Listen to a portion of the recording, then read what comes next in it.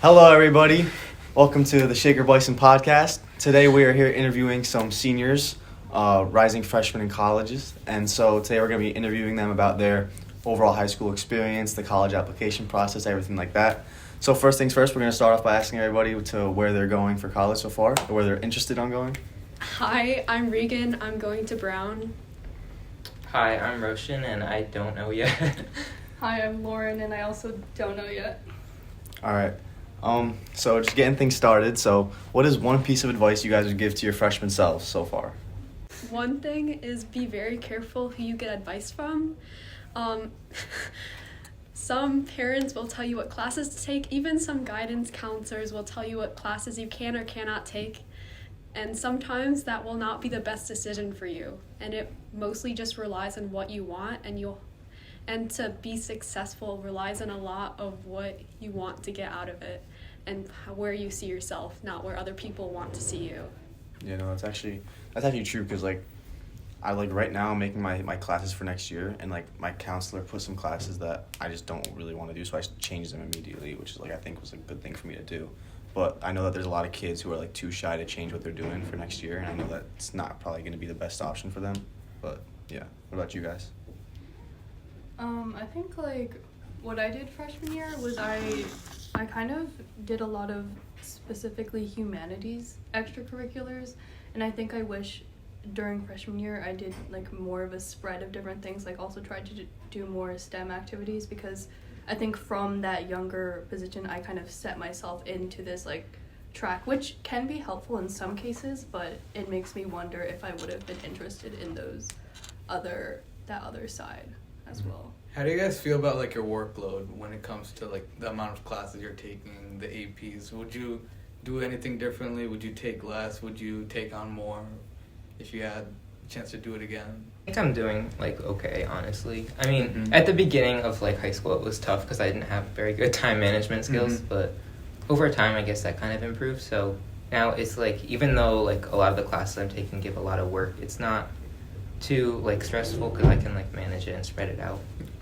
At least for me, there were some AP classes where I absolutely hated, but I feel it was very useful to take them so that I knew how to approach other AP classes or just other classes in the future, which I know I won't vibe well with.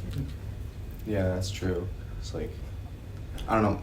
I was supposed to take AP Comp Sci this year, but I just don't have any interest in that at all. Because I took Comp Sci last year, I did pretty good in it, but I'm happy I didn't choose that path because I'm more interested in economics, doing that in college. Yeah. So, next question. What resources, if any, outside of school did you guys use in your academic journey? I think I just talked to other people, older students. I have my brother who is 7 years older than me, so he's kind of gone through that college experience. So I've had advice from him, and then also his conversations with his friends or whatever. Yeah, it was similar for me. I have 2 older siblings, so I mostly just talked to them if I had any questions. But in terms of pure academics, I know it sounds stupid, but I used a lot of Khan Academy, which got me through a lot of classes. Yeah. Everybody should. Yeah. No, you guys are lucky though. You guys got older siblings. Yeah. I'm the oldest. Yeah. It's hard. I don't have any siblings in general, so you're lucky. Nobody passed on the information. But yeah. Okay, so what suggestions do you have for rising seniors or juniors who are looking to develop their college applications now that you guys have gone through it all? Start early. That's probably the biggest How thing. early? I mean, I started in September, and that was a pretty big struggle. So I would say get it not over with, but I would say get a good start on your essays, maybe. What are the deadlines usually? Yeah, I don't even know any of that stuff yet. October 31st. For early decisions and stuff. Okay, and what about for regular? It's usually the Early first week of January. Yeah. I would say I feel everyone always says start early, and that's the first piece of advice you'll always get. Yeah. But to be honest, no one ever really does. But I feel what you can do is just Roshan said, not even if you don't even do your first draft or actually write your essay out in the beginning of the summer, I think just thinking of ideas and doing some pre-writing and just reflecting on moments of your life or looking at the questions that they have on the Common App and just just getting it around your head, like, in those few months of the summer, and just, like, starting to parse out different possible routes that you could take with your essay, because that is, like, a very big part of your application. Yeah. Speaking of what you said about early decisions, what went into like deciding your guys' personal early decisions, and would you consider it bad to fall in love with a particular school early? I think. I mean, I did early decision to Brown and luckily got in. Yeah, successful. But Yeah. I guess when I first toured Brown, I absolutely hated it. Really? It was just like the second time just going through. I wasn't necessarily in love with it. As I was doing more research with other schools, there were other schools that I thought, I could be pretty happy there. But it made my decision easier, and I know I would be incredibly happy there.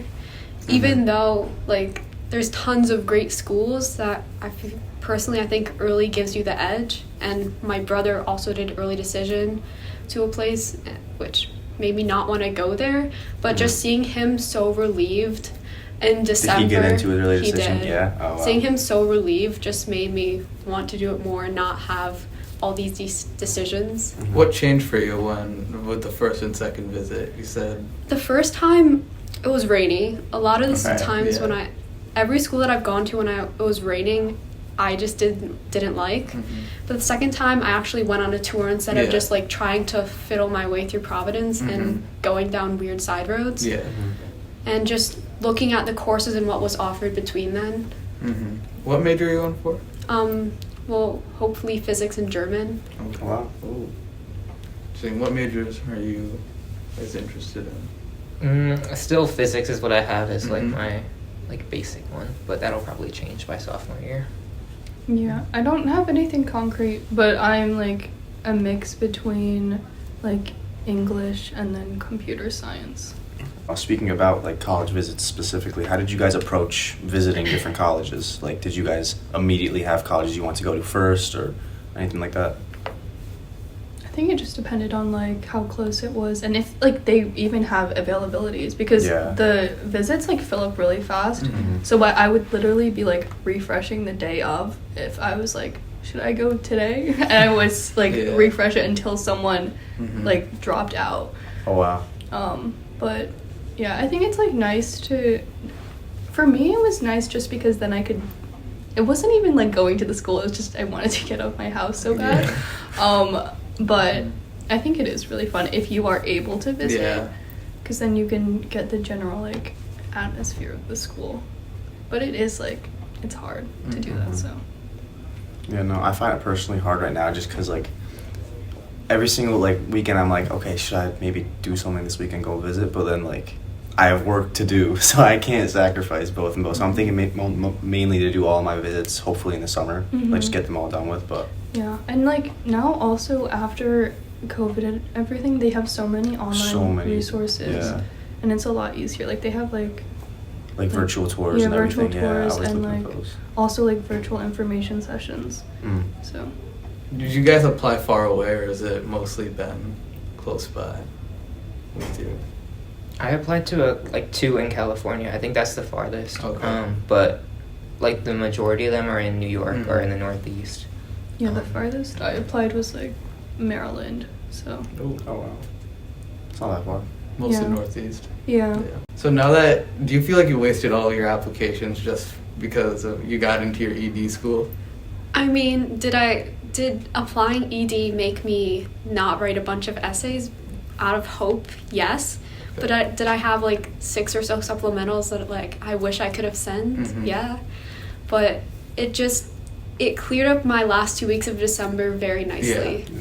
So like how has your approach been for the rest of senior year with school? Like do you guys feel a little more relaxed, or is it Senioritis kicked in at all? Yeah. Yeah. I don't want to do it. I think like because now it's second semester and like nothing really. I don't feel like this should not be in the podcast. No, this is what the people want to hear. No, that's what people want to hear. No, Like, it's all right. It's for the lower classmen. What to expect? Yeah, like technically things don't matter as much, so it is like less work. But I feel like what I ended up doing was that like prior to actual second semester, I was like, oh, it's going to be a lot lighter, so I can do other things. And then I piled on too much now. Yeah. So I feel like now I can't relax as much as I wanted to, but I think it's just like a relief that like the end is coming. This is near. so The end is negative. near. It's alright. But like it's also like the time of the year where I'm also starting to think about like turning over my like the clubs that I'm involved in and turning over to underclassmen. Mm-hmm. And I think that's going to be an interesting process. But Which clubs also are you in? like Except for newspaper club, obviously. I'm in TEDx. TEDx and the Writing Center and English Council. Busy person. A lot of Yeah, like heavy on the English English things. stuff, Yeah. But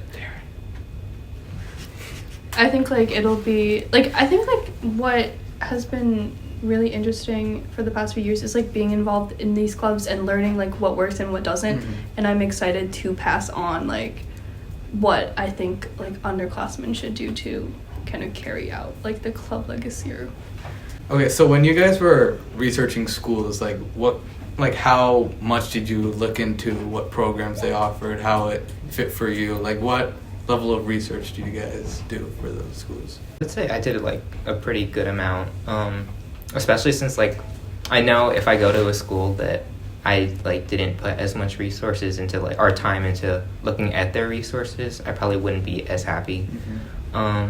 So I'd say I spent like a pretty good amount of time like looking at their programs, what academics they have, Mm-hmm. and like if it would be a right fit for me, because I know I wouldn't be happy like somewhere that doesn't like fit to my wants or needs.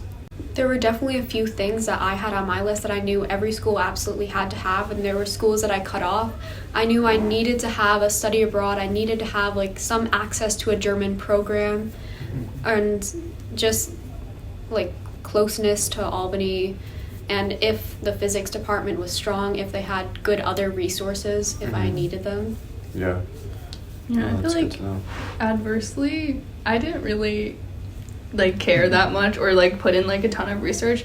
I think the only actual thing that I thought about when I was looking at colleges was trying to search for a school that was flexible in like majoring and like what I wanted to study, because I'm interested in like two very different things, and also like I'm not even fully sure if I want to do either of those things. So I was looking at schools with like either open curriculum, which is basically there's not like a common core, like you're required to do these specific classes, and I was just also looking at schools that if I wanted to switch majors, it was easy to switch. Darren. But Sorry. it's okay. But I think other than that, my only other big factor that I actually thought about was environment, which I don't know if that's like the smartest thing. By like people there, you're saying, or like just Like location. Oh, location. Yeah.